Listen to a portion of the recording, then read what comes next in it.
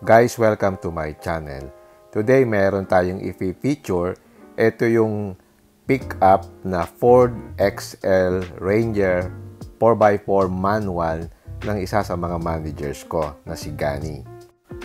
Babae ang may-ari nito at ang gusto niya ay 4x4 na manual. And ang budget niya is about 1.2 million. So, naghanap siya ng mga options. Ito yung ibang mga options niya.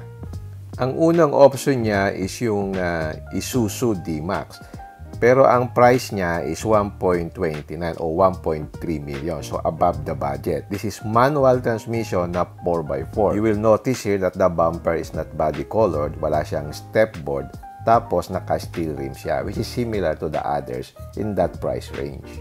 The next option for her ay itong Mitsubishi Strada na 4-wheel drive manual transmission na 1.22 million. So, malapit ang presyo.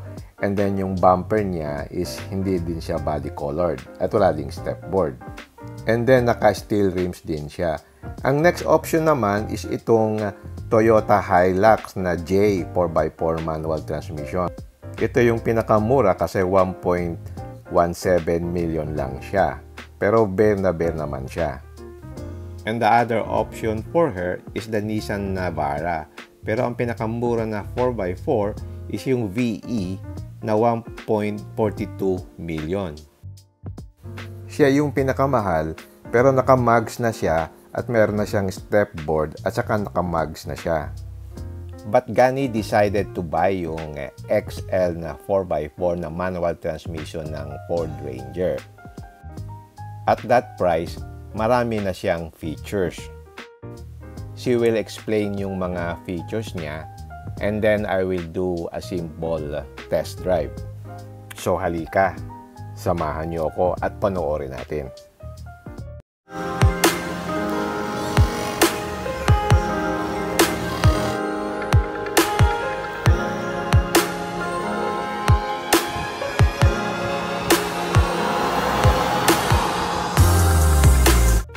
She chose the black color kasi it's only available in black, silver, and then white. The black color is nice naman, bagay siya. Yun nga lang, naka-steel rim siya na size 16, tapos naka-disc brake naman siya sa harap. Siya nga pala, itong variant na ito, wala siyang stepboard. Makikita nyo, meron lang siyang stepboard kasi ipinakabit ito ni Gani. Kasi mahirap daw sumakay kapag walang stepboard. Pero ang original talaga niyan is wala. Yung body size niya is the same as the other variants. May mga tinanggal lang na mga exterior features. For example, wala siya nung stepboard. Kaya yung stepboard niyan, pinakabit lang niya yan. And then, dito sa side, black din yung door handles, which is bagay dun sa black na body. And then, naka-lip spring siya din sa likod at saka naka-drum brakes. And then, meron na din siyang mudguards doon sa likod at saka doon sa harap. Ang isang magandang feature na na-retain is yung side step dito sa likod. So, madali kang makaakyat doon sa truck bed using this side step. And then, dito naman sa likod, ang una mong mapapansin, wala siyang bumper. Pero dahil black yung color, bumagay siya kasi parang seamless yung color. And then, yung kanyang taillights, reflector type, hindi siya LED. So, gusto ko yung pagka-boxy type nung kanyang body. So, lagyan mo lang ito ng magandang mags, okay na to. 4x4 pa. And then, nagpakabit na rin siya ng bed liner. Ang original nito, walang bed liner. So, nagpakabit siya ng bed liner and according to her, 10,000 pesos siya. At ang isang nice feature nito is you can open the windows using your remote control. Useful yan kapag halimbawa nabilad sa araw. So, gusto mong i-open yung windows mo, you can do it using yung remote control key. So, for a base model, that's a very good feature. Okay, let's get inside. Maganda yung seating position niya. Hindi mataas yung dashboard. Tamang-tama lang. Tapos, ang maganda dito, yung manibela niya is electric power steering. So, ang lambot ng manibela niya. And then, itry natin kung natitilt siya. Yan, natitilt siya. And then, telescopic pa rin siya. So, mai-adjust mo yung best driving position na gusto mo. And then, dito sa lower portion, nandito yung switch ng headlight. You can also adjust yung height ng headlight using this switch, no? Ang maganda dito, may power windows na rin siya. And then, you can also adjust the side mirror remotely. And then, in this area, meron mga soft touch materials na din.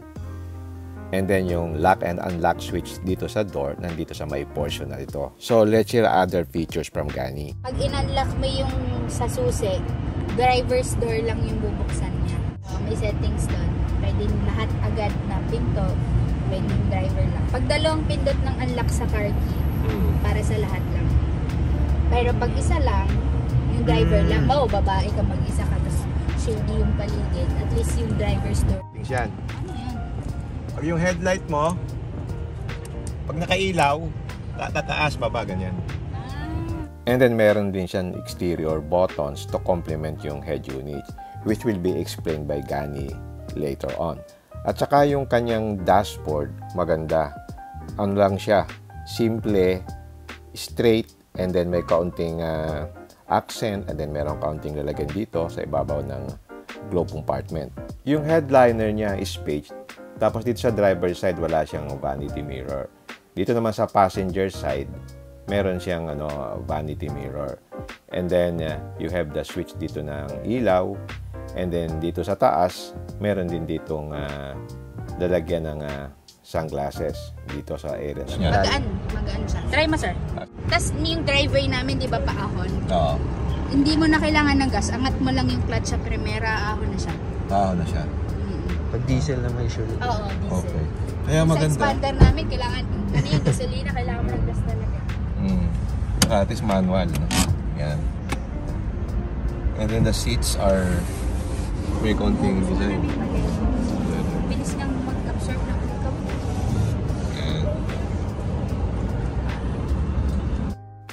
Maganda rin yung design ng pag-open ng door, naka-integrate dun sa handle. So, it's easy to open. Okay, start natin. So, check natin itong head unit na parang iPad na ang size is 10 inches. So, Gani, explain mo later. So, when you open this, ito yung sa phone list, no? May Apple CarPlay. What is this for? Temperature. Thermostat. Temperature. Yun dun sa Temperature. Pero pwede Ito. touchscreen. Okay. So, natatnano mo siya. Mas may Mas mainit. Ito yung mas mababa. Alright. Tapos yung kabila yung speed, fan speed. Fan speed. This one is the Turn fan right on speed. lane D. Then turn right on 30th. Turn left. Okay. Then turn right on lane D. May max ka pa dito, ano? Dun sa, Yan. pwede i-touchscreen yun. Which one? Para diretso ng yun. Para makita mo kung ano gusto mong hanginan. Okay. Galing, ha? Papakita niya pa yung ano.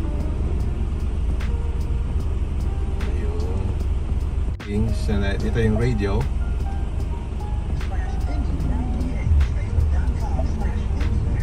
Phone. Tapos dun sa... Media. Saan ka nakakita ng baseball na ganyan? Oo nga, no? Tapos pag kinmin meron sa pang car sulit. naman na icon yung kinilik mo ayun sa taas, top left. Ito. Nandyan yung mga settings. Setting. So may owner's manual pa pala, no? Pwedeng dyan mo nabasahin. And then may games pa rin. Ano yung games na yan? Sketch. Pwede ka ata mag-download pa ng app. Then click. Sketch. Click. So pag naandar, hindi ka pwede mag So ito. Okay. Paano. Okay. Yan, pwedeng may valet mode siya. Bawa, pag papark mo, ilalak mo ng pin para hindi nila mapakialaman yung settings.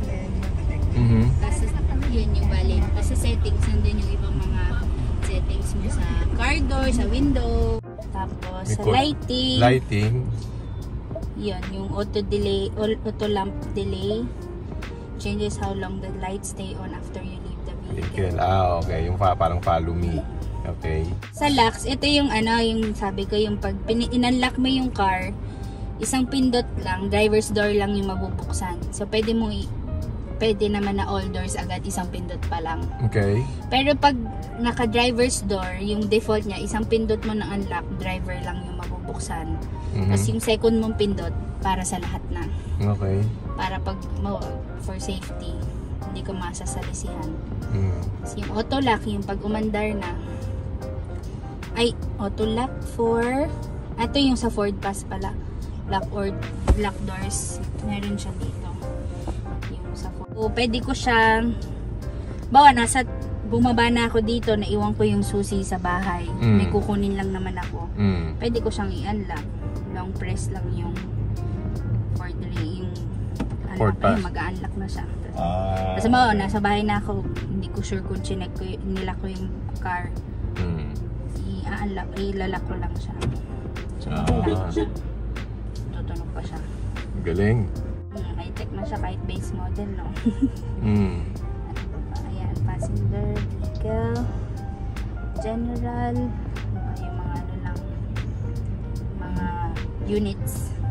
Tapos, display.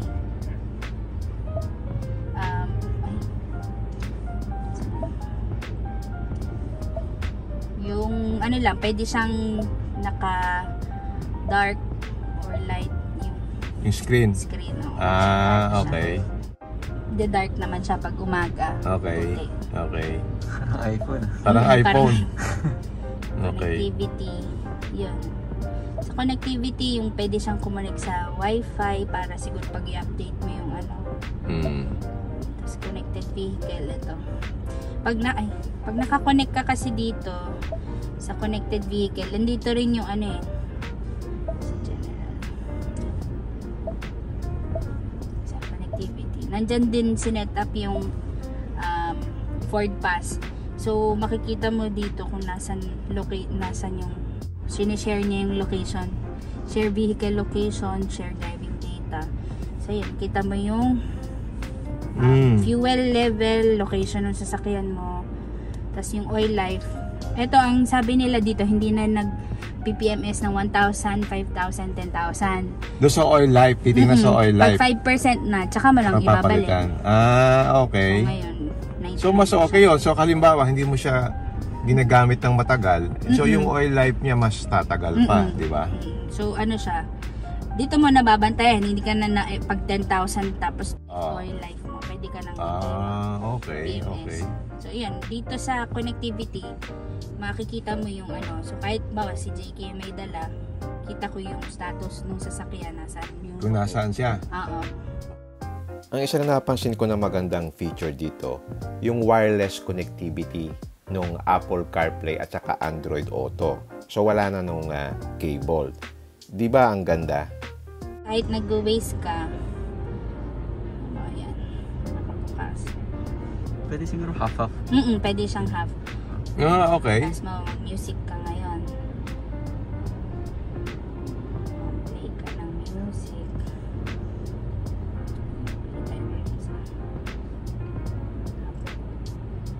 Ayan, pwede siyang kita mo yung maps, tapos may music. control mo yung music or meron kang Okay. Ito maganda. Pagka malaki yung screen, no? Sobrang high-res. Sobrang parang iPad na yung nakakonect. Yan lang yung niya. Galing, parang may malaki kang iPad, no? Makita pong hindi ka naka-seatbelt. Oo, so kapag umandar ka, mag-ingay siya. Tapos alam niya pag may both seats. Tapos pag umandar, may check pareho na. So, digital lahat yan. So, yung may speedometer mo, digital din, Pwede no? mo siyang palitan. Ayan, yung gusto niyang view ni JK para nakikita niya Yung liters niya, per yung kilometer. Okay. Pero pwede mo siyang palitan. Ayan, kasi Hold okay to reset. Yan. may view. Para pag okay. nag-offroad ka, alam mo kung ano naka-engage. Okay. Okay. Maganda rito, may differential lock. Ito yung pipindutin mo. Yan. Pag nilock mo yan, Pag nilock mo yan, ayun, nakita niya dito na nakalock, no? Pag pinindot ko, yan. Importante yan sa 4x4, no? Yung differential lock na. Yung dalawang gulong, sabay siyang umiikot. And then you can control the instrument cluster dito sa manibela. Ito, pinakita ko na nandun yung tachometer. Mm-hmm. Pag nag-gather. Kasi nung una, hindi mo kita kung RPM, hindi mo naman narinig yung RPM niya. So, kailangan napakita. Kita mo yung kilometers per hour. Kita mo rin yung miles. Okay. Sa Amerika kasi miles eh. Nandiyan, yung oil life, 99% pa. Okay. Ito, nag-show din dito sa screen. Aside dito, pag may calls ka, kita mo rin dyan sa dashboard. Okay na. Okay. Nice, no? Galing na niya is electric power assistant. So you can see with just with my hand. Ang galing, no? Okay. So, mahahabulin mo na lang yung pag-upgrade ng labas.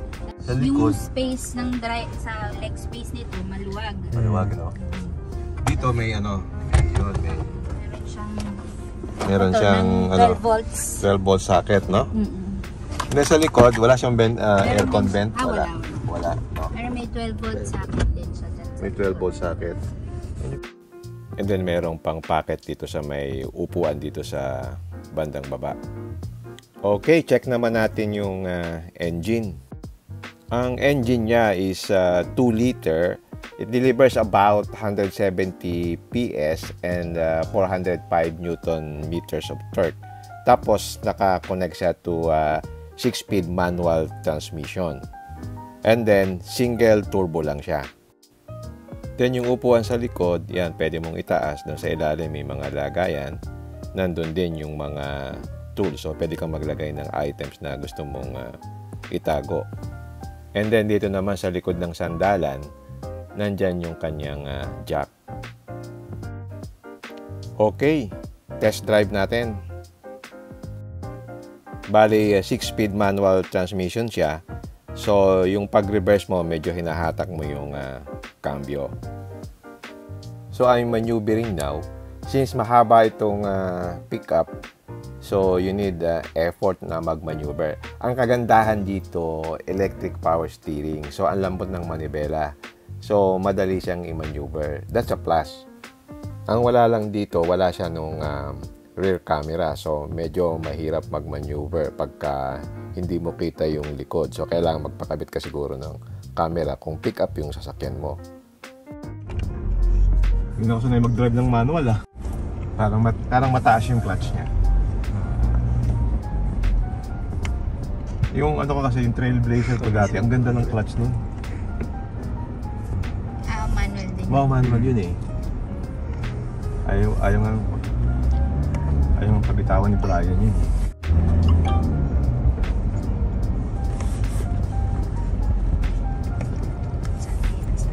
Ganda ng ride. Parang hindi ka naka-pick up. Kasi hindi tayo matagtag dito sa likod na. Ganda rin yung pick up niya. Sa expressway, talaga tahimik eh. Tahimik, no? Mas na-appreciate ko yung expressway. Wala talaga. Sarap ng manual. So, first impression ko talaga is ang sarap niyang i-drive. Actually, to be honest, malayo siya dun sa mga saying na ang pickup ay rugged, noisy, and pangit yung insulation. Sobrang tahimik kasi ng makina niya compared to its competitors.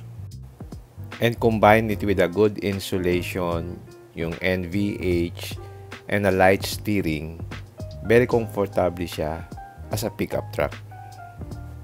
Pagdating naman sa engine, hindi ka naman bibitinin. Meron siyang 170 PS which is good enough to tackle the different road conditions. Actually, I'm amazed with the performance and the feel of the engine. It's quite responsive since manual siya, so kontrolado mo yung hatak ng engine. To be honest, in terms of reliability, I think mas matibay itong single turbo compared with the bi-turbo. At mas matipid siya compared to the 210 horsepower of the bi-turbo. Yung iba kasi, mas gusto yung malakas ang horsepower. But that's only my opinion. Yun nga lang, in terms of reliability, I think mas okay itong single turbo. Kasi hindi pressured yung 2.0 na engine. Kasi as we all know, small displacement engine with high horsepower is more stressed than a bigger displacement engine with the same output. Kasi a smaller engine with high horsepower makes power in one of two ways, either at high RPMs or with the help of forced induction. Both of these two ways place a higher stress on the engine components, and therefore it compromises yung reliability niya. A good example is sa ibang countries like in the US, mas prefer nila yung mga V8 than a turbocharged engine. So kahit mas mabigat siya at matakaw sa gas, mas reliable naman siya at mas matibay. Kaya nga yung makina ng Isuzu MU-X at saka D-Max na 3.0 na high displacement, yun talaga ang tatagal kasi less stress on the engine components. In the case of the Ranger, since smaller displacement siya, hindi ko sinasabi na hindi siya reliable. Kasi ang technology naman ngayon nag-advance na, especially sa pag-manufacture ng mga engine. It's just for the peace of mind na malaki ang nagagawa ng less stress ng engine component sa mga malalaking displacement. So let's go back how this Ranger drives. In terms of the engine, okay naman siya. It performs very well. So check naman natin yung turning radius. From left lane, nag-U-turn tayo and then bumagsak tayo dito sa second lane. Pero yun ang pinakatamang pang-measure natin. Kasi tatlo to eh. So Pagka nasa third lane ka na pumunta, ibig sabihin medyo, yung limited yung turning radius. In terms of riding comfort, mas maganda yung ride niya. Kasi compared mo sa other pickups, parang mas komportable siyang sakyan. Let's move naman sa steering. Sinabi ko kanina na magaan yung steering. In a way, direct naman siya kahit magaan siya. At sa high speed, nag-i-stiffen siya for more stability. Pagdating naman sa NVH, tahimik siya, hindi mo masyadong rinig yung engine sa loob. And in terms of noise coming from the outside, mas tahimik siya, even compared to dun sa Montero. Kasi sa Montero, rinig mo talaga yung outside noise, especially yung may mga motor na dumadaan. Dito, minimal lang. So, mas okay yung insulation properties nito. Okay, summarize natin. In terms of physical features, very basic siya. Kaya ang maganda dito, marami kang pwedeng gawin. So, maganda siyang project car. But, for each price, ang dami niyang features compared mo dun sa mga basic model ng ibang pickup. Tapos, in terms of riding comfort, okay na okay siya. Yung makina magandang humatak, yung ano niya, yung clutch niya, although medyo mataas ng konti, siguro mag-a-adjust pa yan, ano. Pero yung throw ng kanyang transmission, yung pagkambyo niya, maganda, hindi siya yung long throw. So, masarap siyang ikambyo. Yung brakes niya, okay din, hindi siya yung para kang susubsob. So, medyo balance. Although, hindi ganun kasing lakas nung parehong naka-disc brake yung front and back. At ang pinakagusto ko dito, yung kanyang manibela kasi electric power assisted steering siya. So, ang lambot. Tamang-tama yan. Tapos, ang pino ng andar ng makina, parang hindi siya diesel eh. Ang tahimik niya. And then, may wireless Apple CarPlay at Android Auto pa. For me, it's the best value for money sa entry-level na 4x4 na manual transmission. So, highly recommended ko ito. So, it's a good buy actually. At siya nga pala, meron siyang diff lock eh. Sa akin, importante yung diff lock, especially kung 4x4 ang gamit mo. So, kung naghahanap kayo ng 4x4 na hindi masyadong mahal, itong magandang option. Kasi pwede ka namang magdagdag ng accessories na gusto mo para yung look na gusto mo, mapalabas mo. Alright, hanggang dito na lang. If you like this video, don't forget to like, share, and subscribe. Until next time, see you again my next vlog. Bye!